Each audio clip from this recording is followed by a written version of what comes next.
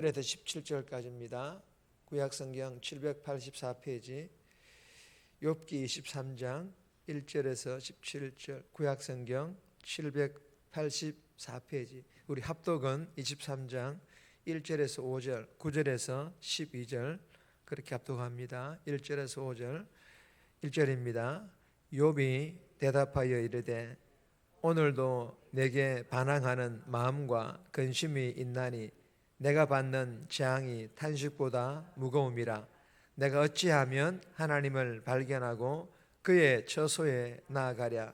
어찌하면 그 앞에서 내가 호소하며 변론할 말을 내 입에 채우고 내게 대답하시는 말씀을 내가 알며 내게 이르시는 것을 내가 깨달으랴. 9절입니다. 그가 왼쪽에서 일하시나 내가 만날 수 없고 그가 오른쪽으로 돌이키시나 배울 수 없구나. 그러나 내가 가는 길을 그가 아시나니 그가 나를 단련하신 후에는 내가 순금같이 되어 나오리라.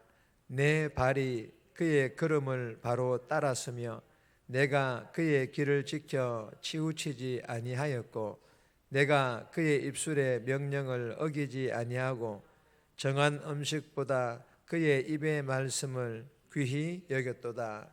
아멘. 오늘 본문의 제목은 내가 가는 길을 그가 아시나니, 내가 가는 길을 그가 아시나니. 오늘 본문은 우리가 잘 아는 말씀으로 정금같이 나오리라 라는 찬양으로도 많이 부르는 그런 말씀입니다. 욥은 친구인 이 엘리바스의 거침없는 저주와 정죄의 말에 반박하지 않습니다. 대신에 하나님의 법정에서 재판장이신 하나님께로부터 의롭다는 그런 판결받기를 간절히 원한다라는 그런 내용의 본문입니다. 오늘 이 본문을 통하여 우리에게 주시는 첫 번째 교훈입니다. 의인에게도 고난이 주어진다. 의인에게도 고난이 주어진다라는 그런 교훈입니다.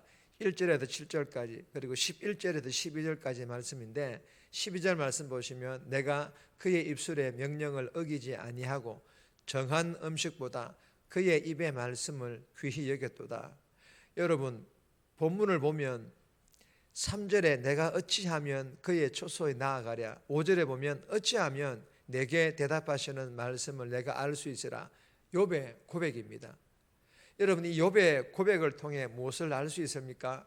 욥은 지금 몹시 하나님을 만나고 싶어 한다라는 것입니다.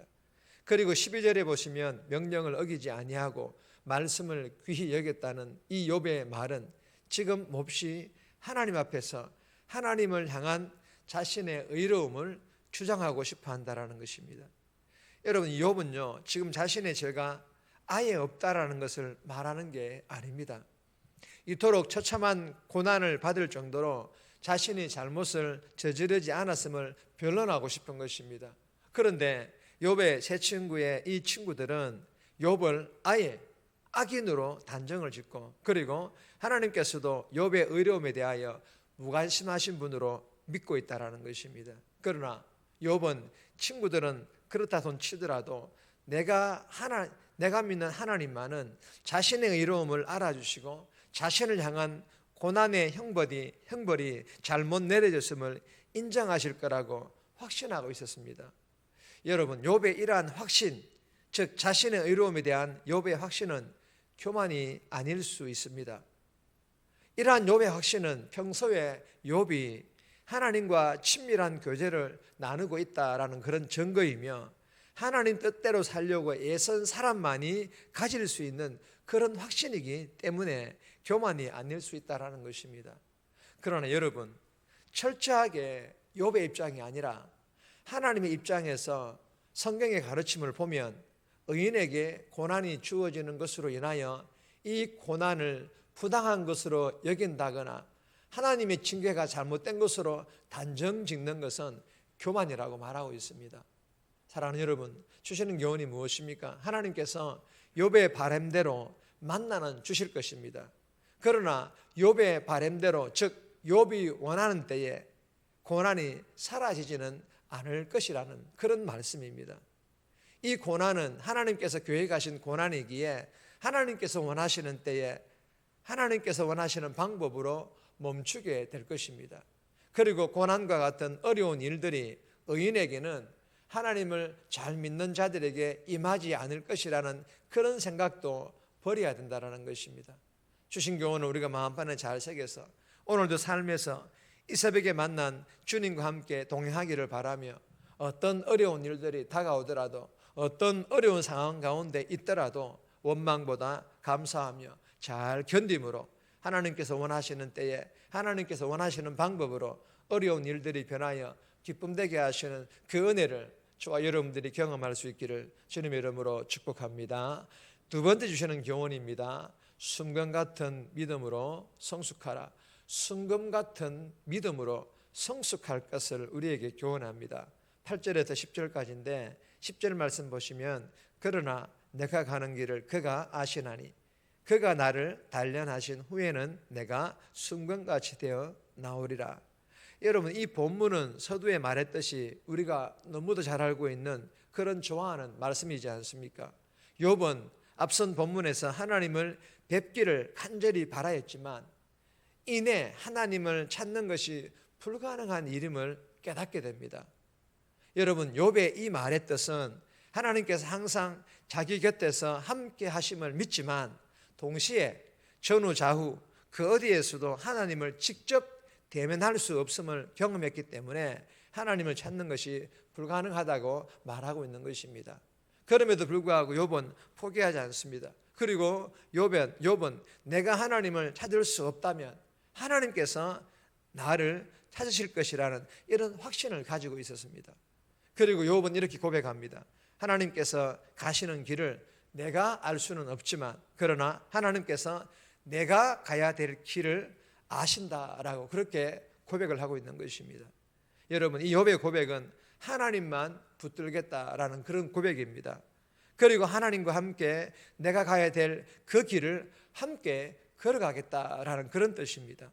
그럴 때에 하나님께서 자신을 단련시킨다라는 것입니다. 즉 자신의 믿음을 고난이라는 이 어려움이라는 도구를 통해서 연단시킨다라는 것입니다. 그리고 내가 순금같이 되어 나오리라. 때묻지 않은 순수한 믿음, 하나님께서 말씀하신 그대로 순종하는 믿음으로 성숙한다라는 것입니다. 사랑하는 여러분, 주신 교훈을 우리가 마음판에 잘 새겨서 오늘도 내가 걸어가야 될 길을 잘 아시는 그 주님, 내가 무엇을 선택하고 무엇을 판단해야 되는지를 잘 아시는 그 주님만 붙들고 그 주님과 함께 동행할 수 있기를 주님의 이름으로 소망합니다. 그래야 어떤 고난, 즉 어떤 어려움들을 마주한다 할지라도, 아니 어려운 가운데 있다 할지라도 감사하며 잘 견디며 하나님께서 말씀하신 대로 순종하여 순금 같은 믿음으로, 반석 같은 믿음으로 성숙할 수 있기를 주님의 이름으로 축복합니다. 세 번째 주시는 교훈은 제목만 있습니다.